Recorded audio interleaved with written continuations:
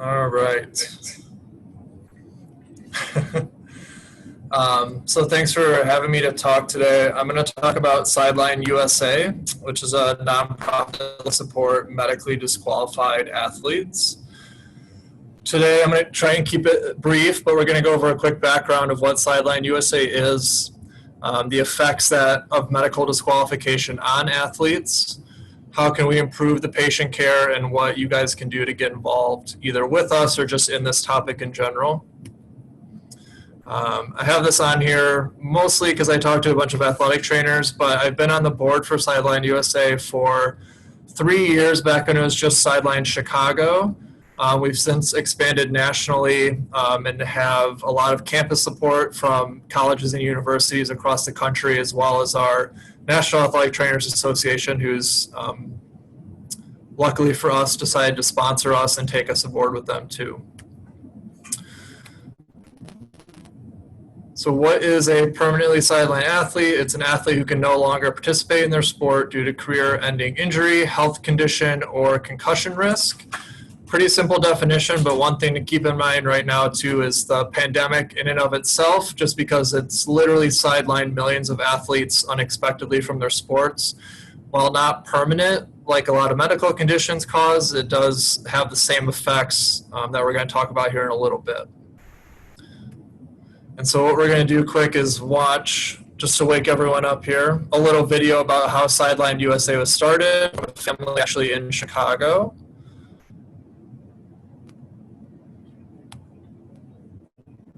Basketball is my everything. Basketball was a sport that I really fell in love with. I was on the court every chance I could get, trying to improve, trying to grow as a player. It was a sport where I had lots of goals. I wanted to make my varsity high school team. I had all these aspirations and lines set up, and it was very goal-driven for me. It was something that I was constantly putting into because I knew that there was something I could get out of it. That all ended in 7th grade.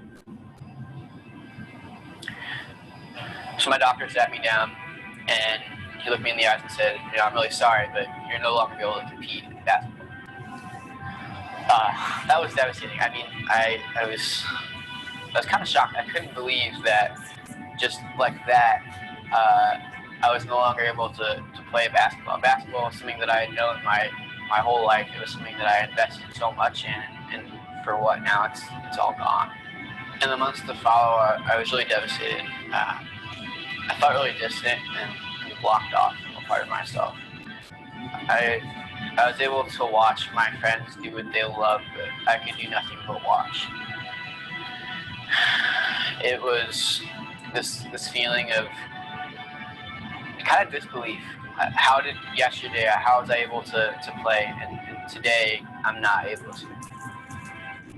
I remember the car ride home and processing all that had hit me, and I remember just tears streaming down my face and feeling just really defeated. I remember having all these goals and aspirations. I wanted to play in college. I wanted to earn a scholarship to some school. And I had all these aspirations and aims that I wanted to someday achieve, and all of a sudden it was all blocked off.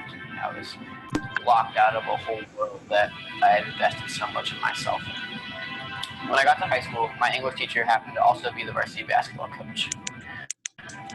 Upon hearing about what happened to me, I told him I really wanted to play for him, and I had the goal of going to the school. And when he heard my story, he said, I've never done this before, but how would you feel about being a student coach and kind of being under me, and I'll mentor you and kind of show you the ins and outs of coaching, and you get to experience that. So originally, hearing Legabo's offer, I was ecstatic. I was really excited. I thought, this is an opportunity that's really cool. My parents had talked to me before about maybe pursuing something like coaching, but it was just something I didn't know how to get into. It was, how do you get involved? How do you become a coach, especially at the age that I was at? And so I was really excited to finally have this opportunity that presented itself. But to be honest, I was really scared. I didn't know what it would entail. I didn't know, would it be hard for me to sit there and watch these guys play and not be able to participate? I didn't know what that was going to be like. And so I was excited, and maybe scared is not the right word, but just a little kind of uncertain about what it would be like. Coaching for me was life altering. I felt like I was finally able to be a part of the team again. The void of not being able to play basketball and feeling this hole in myself had been filled. The door that had once been shut was replaced, and a new door had been opened to me. This new avenue through coaching. And my old feelings all came back to me. The thrill of being on the court, the belonging to a team. I felt like I was able to be a part of something that was bigger than myself again. I felt like I was able to channel my prior love of competing to my newfound love of coaching. So after that first season of coaching, my parents and I were talking about maybe finding a way to create something for sidelined athletes. There really is nothing out there for sidelined athletes. There's no support groups. There's really no way for them to connect. There's nothing for them after they're sidelined. They're sidelined, and then that's just kind of the end. And so our original idea was, well, how about a support group? We could get a group together that could talk about their feelings and could kind of resonate with one another and support one another.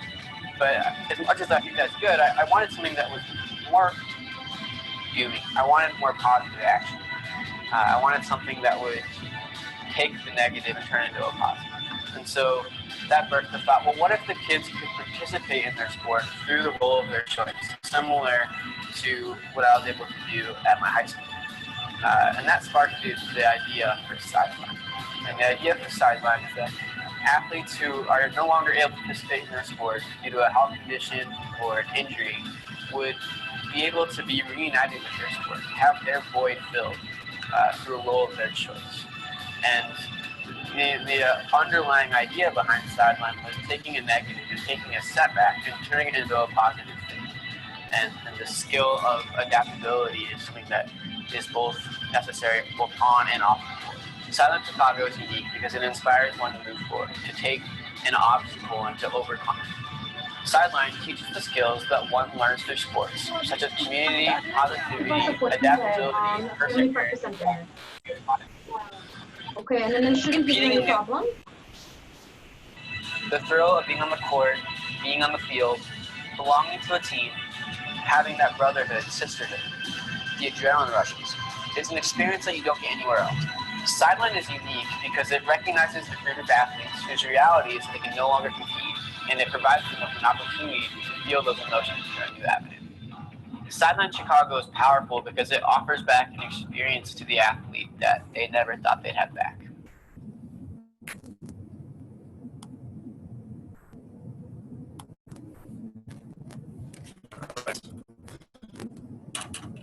I always forget how long that video is, but hopefully that gives a little bit of a background as to how SidelinedUSA started. So if you didn't recognize it, that was Lane Tech High School, which is in Chicago.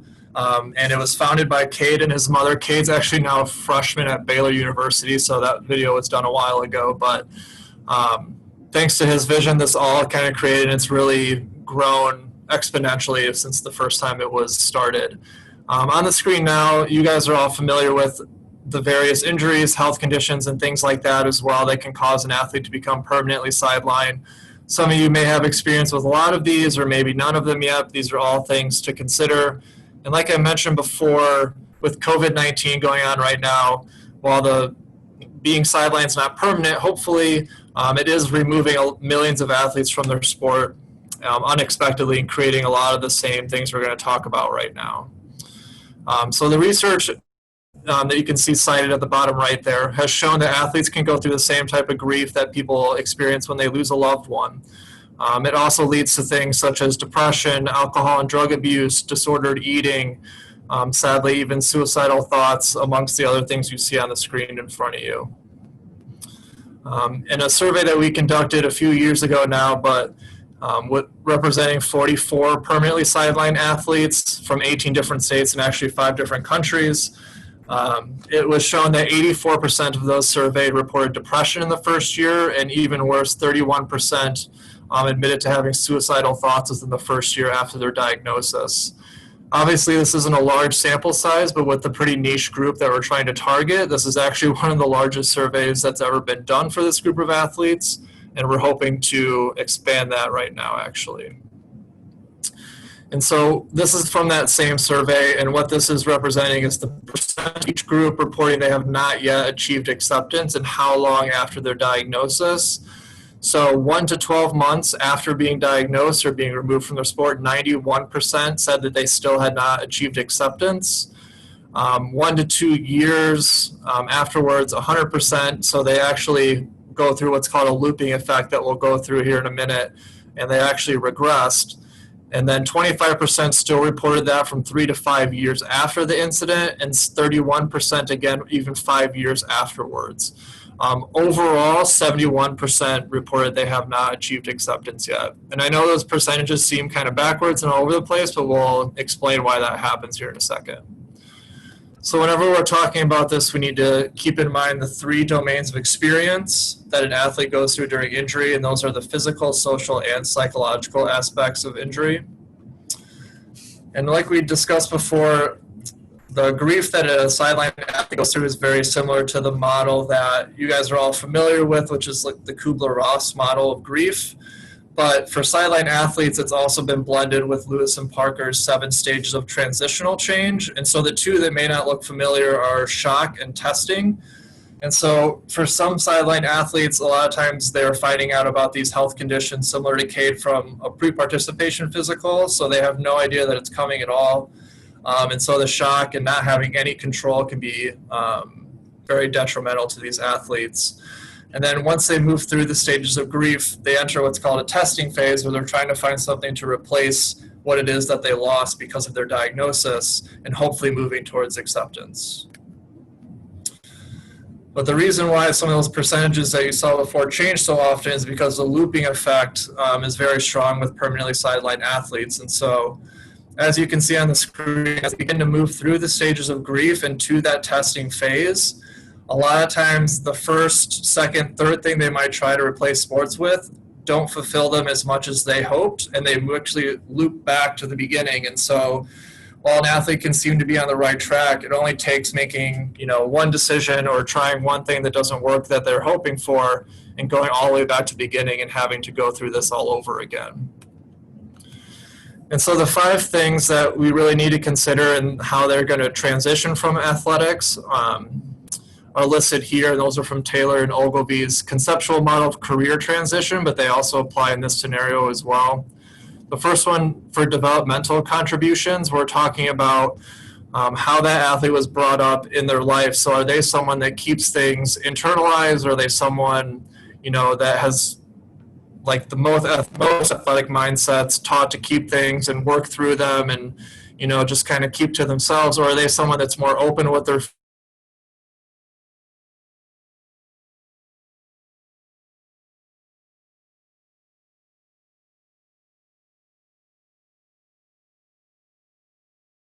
feelings? Are they able to express what they're going through? Self-identity puzzles are all tied only to athletics and nothing else. They're going to have a lot more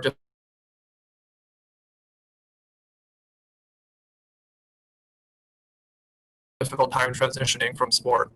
The perception of control that they saw coming, sometimes with repeat traumatic injuries or even repeat injuries to the same joint, we can see athletes have to hang it out for various reasons. But a lot of times they have no idea that this diagnosis is coming, or it's from one acute traumatic injury that they have no control over, so that plays a large role as well. Their social identity is something that I don't think a lot of people consider with sideline athletes. If they don't have any sort of friend group or social identity outside of their sport, whether it's at practice and that's the only people they hang out with and talk to, or they have a diverse friends group that they have outside of athletics, that can play a huge role as well, because once they're removed from the sport, if their entire social circle is tied to athletics, then you can imagine how difficult that would be to try and transition out of. And for tertiary factors, the main thing we try to hit home here is that athlete's demographics, where they grew up, what type of household they live in. Do they have a very supportive household and people they can reach out to and are supporting, or are they living in a more difficult situation where maybe those things aren't available to them? The ultimate goal is to try and achieve what you see here, the model of healthy adjustment. And so moving through here, the big thing is from the injury through the down period where that grieving process takes place that we already discussed, is going and providing these coping resources, which there aren't that many of, which SidelinedUSA is trying to fix that problem. And so through social support and internal coping mechanisms, we hope to reinforce the 4 things you see on the screen. So the feeling of competence, their affiliation with something outside of athletics, or if it is with athletics, something that they're able to do, the importance of physical activity and maintaining that, and then redefining the satisfaction that they used to get from athletics and competition and trying to move that to something new and different, ultimately leading to a new passion or challenge, like it says on the bottom. So like I mentioned before, I usually give this presentation to athletic trainers, so that's why they're highlighted, but I think this points out how important healthcare practitioners, how big of a role they can play. This is again from those 44 athletes that we surveyed before. And so of those 44 people surveyed, 40% of them found their athletic trainers to be at least moderately or extremely helpful during that time. And that's only in second place behind their own moms or stepmoms. So I think it just goes to show that how healthcare practitioners can have such a large role in this and supporting them. Overall, 81% of those athletes had some association with an athletic trainer. But the big reason for all this education is because of this, where 23% of them also reported athletic trainers as being moderately or extremely unhelpful. Again, that's higher than we'd like it to be, still pretty low though, but over 2/3 of them simply said if they would have checked in more often, it would have been more helpful. So just something I was trying to get across, that even, none of you are athletic trainers like myself, being a healthcare practitioner does have a large role in how these athletes are able to transition out of athletics. So these things listed on here are ways that you can help them. These aren't going to all directly apply to you, but it's good to at least have the knowledge to educate if you are working as part of a sports medicine team with a high school, a college, university, professional setting, anything like that, that you can help educate. To help with grief and loss after a sidelining diagnosis, you just want to do your best to open up a line of communication, educate the athlete about the process of grief and transition like we just went over. Not necessarily trying to tell them how to get through that process, but just educating them that the things they're going through are normal and that this is something that they can expect to go through, and educate them about that. Definitely encourage to take it day by day because it's going to ebb and flow with time. Stay positive and encouraging, and as best you can, try to check back in from time to time, whether that's you personally or educating people that have more day-to-day contact with that athlete that this is something they need to be doing. When trying to help them with their identity loss, you just need to reaffirm with them who they are, that they're more than just their sport. They're a person that does sports. So it's really important to try and separate the athletic identity from their own personal identity. And the things that made them a great competitor in the past in their sport can still be applied to other things in their life, like academics, career, anything like that. As best you can, help assist in that transfer, whether that's just providing resources or, again, educating the people that are going to be working with them more often. Help them look ahead rather than looking back. Obviously, they can't control what's happened to them. They can't change it. So looking back at that and trying to figure out what things they could have done differently or anything like that, it's really not going to be helpful and not going to help them with that loss of identity. And then, again, checking back with them regularly. Maybe not you yourself, but trying to educate people around them that this is something that needs to be done. When going over mental health concerns, none of this stuff is new to any of you, but I think one that probably doesn't get talked about enough with sideline athletes are eating disorders. A lot of athletes, especially higher level ones, see food as a source of fuel, and if they no longer have that need for that fuel, a lot of times they can suffer from eating disorders because of that, whether they feel they don't need the food anymore or they continue to eat the same amount of food and take the same amount of calories without having energy expenditure, and so they can run into issues that way as well. So disordered eating is actually something we see in the research quite a bit with sideline athletes. And to recognize anything that might be a problematic response, what we try and focus on are 3 main things, and that's those psychological responses that don't resolve, that worsen over time, or where the severity of the symptoms seems excessive for what they're going through. And obviously, without close contact or being with them at all times, it's going to be hard to recognize these things, but this is where certain professionals like athletic trainers come in handy because they have that personal connection with athletes and also by educating parents, coaches, anyone in their support group about these things and what to watch for as potential red flags. And then, so how can you open up a conversation about this? Open-ended questions are the key here. You don't want anything that's going to be a yes or no answer because it doesn't let them expound on anything, and so they're less likely to answer those questions. And the research has bore that out as well. And also just asking, do you think you want help with how you're feeling? So it's great if they communicate to that, but if you never offer the opportunity for extended help or to provide more resources to them, then they may not ask themselves. So it's important for you to make sure you're doing that too. Also, as healthcare professionals, one thing we always try and look for is objective data. Obviously, with mental health, there is not a ton of that is able to be gathered. However, we are advocates for pre-participation exams to include some sort of mental health screening. The most common one that you guys are probably familiar with is the PHQ-9, but there's a couple other listed on here as well. The main reason for that is if there's any comorbidities going on when they get their diagnosis, if they're already someone who suffers from depression, anxiety, things like that, you may not be able to notice a problematic response because it may actually be their baseline, or maybe you're perceiving something that appears to be a problem, but it's actually something they've had before. And without having any of that background data, you're not really going to be able to identify how they're progressing through this, if they're getting worse or if they're getting better. So it's something we recommend highly to healthcare practitioners, especially those that do participation physicals, and we're trying to educate institutions in this as well. This is just a list of some resources for mental health concerns. Probably the most common one is the Mind, Body, and Sport Guide that was put out by the NCAA. I think the one that's on the screen here is a couple years older. I think they actually have a newer one now. But us at SidelinedUSA have also put together specific resources for permanently sidelined athletes. And as best as we have been able to find, and we've been looking for a long time, we are the only ones that actually provide these specialized resources. The other thing with helping to rebuild motivation after becoming medically disqualified, we need to encourage the significance of physical activity. We all know that exercise is medicine, and the physiological effects that physical activity have on the human body. And whatever that looks like, depending on their diagnosis, we need to try and encourage that as much as possible. Adjusting their personal goals, again, depending on what level they were at as an athlete. Their goals may have all been tied to success in their sport or something that was related to that. And so we need to make sure we're able to help them adjust those goals.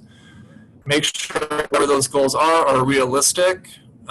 We always recommend trying to encourage them towards SMART goals, the acronym SMART, so things are specific, measurable, attainable, realistic, and then have some sort of time measurement to them so they can track their progress, and just not a very broad goal that really doesn't have any way to measure success.